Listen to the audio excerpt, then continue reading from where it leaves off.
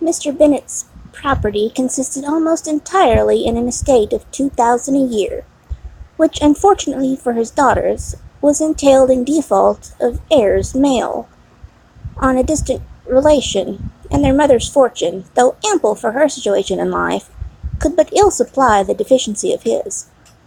Her father had been an attorney in Meryton, and had left her £4,000. She had a sister married to a Mr. Phillips, who had been a clerk to their father, and succeeded him in the business, and a brother settled in London in a respectable line of trade. The village of Longbourn was only 1 mile from Meryton, a most convenient distance for the young ladies, who were usually tempted thither 3 or 4 times a week, to pay their duty to their aunt to a milliner's shop just over the way. The 2 youngest of the family, Catherine and Lydia, were particularly frequent in these attentions. Their minds were more vacant than their sisters', and when nothing better offered, a walk to Meryton was necessary to amuse their morning hours, and furnish conversation for the evening. And however bare of news the country in general might be, they always contrived to learn some from their aunt. At present, indeed, they were well supplied both with the news of happiness by the recent arrival of the militia regiment in the neighbourhood. It was to remain the whole winter, and Meryton was the headquarters. Their visits to Mrs. Phillips, who was now productive of the most interesting intelligence, every day added something to their knowledge of the officers' names and connections. Their lodgings were not long a secret, and at length they began to know the officers themselves. Mr. Phillips visited them all, and this opened to his nieces a source of felicity unknown before. They could talk of nothing but officers, and Mr. Bingley's large fortune, the mention of which gave animation to their mother, was worthless in their eyes when opposed to the regimentals of an ensign. After listening one morning to their effusions on the subject, Mrs. Bennet coolly observed, "From all that I can collect by your manner of talking, you must be in the 2 of the silliest girls in the country. I have suspected it some time, but I am now convinced." Catherine was disconcerted, and made no answer, but Lydia, with perfect indifference, continued to express her admiration of Captain Carter, and her hope of seeing him in the course of the day, as he was going the next morning to London. "I'm astonished, my dear," said Miss Bennet, "that you should be so ready to think your own children silly. If I wish to think slightly of anybody's children, it should not be of my own, however. If my children are silly, I must hope to be always sensible of it. Yes, but it happens they are all of them very clever. This is the only point, I flatter myself, on which we do not agree. I had hoped that our sentiment coincided in every particular, but I must so far differ from you as to think our 2 youngest daughters uncommonly foolish. My dear Mr. Bennet, you must not expect such girls to have the sense of their father and mother. When they get to our age, I dare say they will not think about officers any more than we do. I remember the time when I liked a red coat myself very well, and indeed so do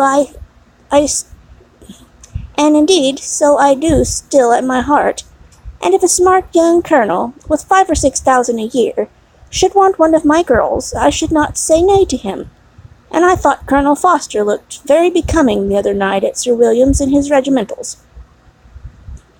"Mamma," cried Lydia, "my aunt says that Colonel Foster and Captain Carter do not go so often to Miss Watson's as they did when they first came. She sees them now very often standing in Clark's library."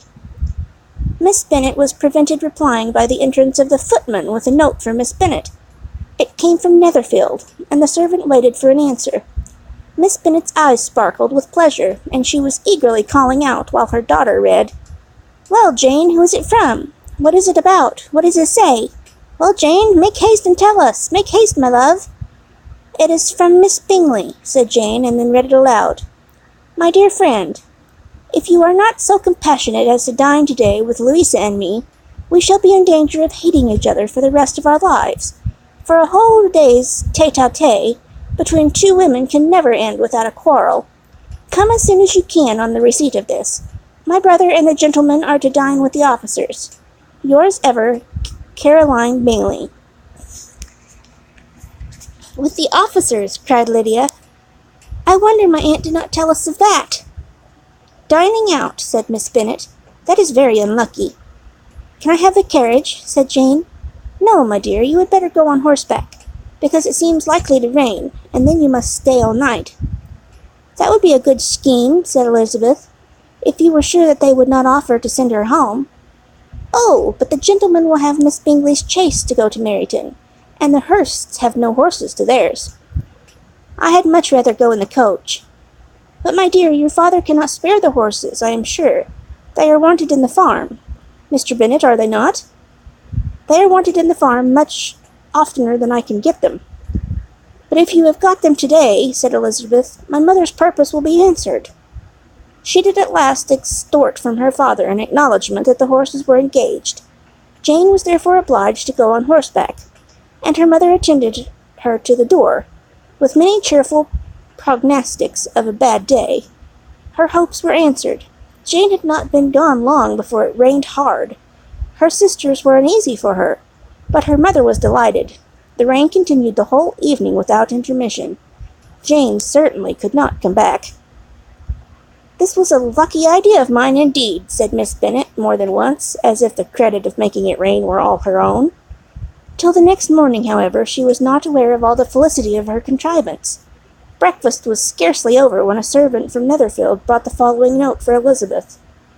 "My dearest Lizzie, I find myself very unwell this morning, which, I suppose, is to be imputed to my getting wet through yesterday. My kind friends will not hear of my returning home till I am better. They insist also on my seeing Mr. Jones. Therefore do not be alarmed if you should hear of his having been to me. And excepting a sore throat and headache, there is not much the matter with me. Yours, A and Z." I don't know what that means. Ay, ay, ay. Your sister. "Well, my dear," said Miss Bennet, when Elizabeth read the note aloud, "if your daughter should have a dangerous fit of illness, if she should die, it would be a comfort to know that it was all in pursuit of Mr. Bingley, and under your orders." "Oh, I am not at all afraid of her dying. People do not die of little trifling colds. She will be taken good care of. As long as she stays there, it is all very well. I would go and see her if I could have the carriage." Elizabeth, feeling really anxious, was determined to go to her, though the carriage was not to be had, and as she was no horsewoman, walking was her only alternative. She declared her resolution. "How can you be so silly," cried her mother, "as to think of such a thing, and all this dirt? You will not be fit to be seen when you get there." "I shall be very fit to see Jane, which is all I want." "Is this a hint to me, Lizzie," said her father, "to send for the horses?" "No, indeed, I do not wish to avoid the walk. The distance is nothing. When one has a motive, only 3 miles. I shall be back by dinner." "I admire the activity of your benevolence," observed Mary. "But every impulse of feeling should be guided by reason, and in my opinion, exertion should always be in proportion to what is required." "We will go as far as Meryton with you," said Catherine and Lydia. Elizabeth accepted their company, and the 3 young ladies set off together. "If we make haste," said Lydia as they walked along, "perhaps we may see something of Captain Carter before he goes." In Meryton they parted, and the 2 youngest repaired to the lodgings of one of the officers' wives, and Elizabeth continued her walk along, crossing field after field at a quick pace, jumping over stiles and springing over puddles with impatient activity, and finding herself at last within view of the house, with weary ankles, dirty ankles, dirty stockings, and a face glowing with the warmth of exercise. She was shown into the breakfast parlour, where all but Jane were assembled, and where her appearance created a great deal of surprise. That she should have walked 3 miles so early in the day, in such dirty weather, and by herself, was almost incredible to Mrs. Hurst and Miss Bingley, and Elizabeth was convinced that they held her in contempt for it. She was received, however, very politely by them, and in their brother's manners there was something better than politeness. There was good humour and kindness. Mr. Darcy said very little, and Mr. Hurst nothing at all. The former was divided between admiration of the brilliancy which exercise has given to her complexion, and doubt as to the occasions justifying her coming so far alone. The latter was thinking only of his breakfast. Her inquiries after her sister were not very favourably answered. Miss Bennet had slept ill, and though up, was very feverish and not well enough to leave her room. Elizabeth was glad to be taken to her immediately, and Jane, who had only been withheld by the fear of giving alarm or inconvenience, from expressing in her note how much she longed for such a visit, was delighted at her entrance. She was not equal, however, to much conversation, and when Miss Bingley left them together, could attempt little besides expressions of gratitude for the extraordinary kindness she was treated with. Elizabeth silently attended her.